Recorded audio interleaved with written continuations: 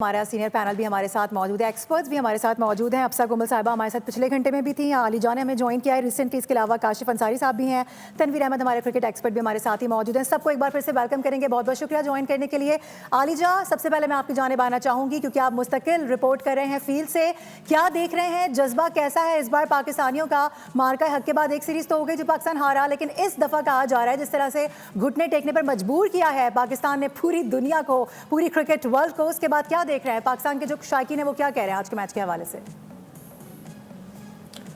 देखें, लोगों की दिल की धड़कनें बेतरतीब हैं, जोशो खरोश दीदनी है और लोगों की क्रिकेटिंग सेंस इतनी ज़्यादा हो गई है और ख़ास तौर पर उस्मान तारिक से लोगों ने उम्मीदें वाबस्ता की हुए हैं और इसमें कहीं ना कहीं सदाकत भी है। मिस्ट्री स्पिनर है और एक वक्त में जिस तरह सईद अजमल का रोब था, दबदबा था और अगली टीम पर प्रेशर होता था, वो अब हमें इंडिया की टीम पर उस्मान तारिक का दिखाई दे रहा है और काफ़ी अरसे बाद हम ये देख रहे हैं कि लोगों के अंदर ये कॉन्फिडेंस आ गया कि इस बार हम जीतने जा रहे हैं। ऑन पेपर अमूमन लोग मुआवजा करते हैं इंडियन टीम के साथ, तो कहते हैं कि जी इंडिया की टीम सबकत ले जाएगी, लेकिन अब मामला यह है कि इंडियंस की ईगो भी हर्ट हुई है। जब पाकिस्तान ने बांग्लादेश के साथ स्टैंड लेते हुए इंडिया से खेलने से इनकार किया तो वहाँ अर्नब गोस्वामी हो या इंडियन मीडिया हो, उसकी चीज़ें आसमान से बातें कर रही थी।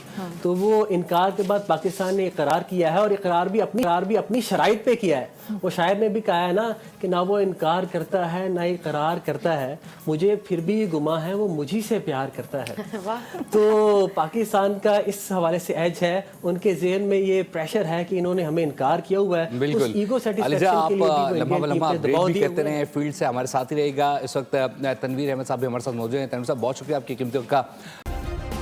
सब्सक्राइब करें और बेल दबाएं ताकि कोई खबर रह न जाए।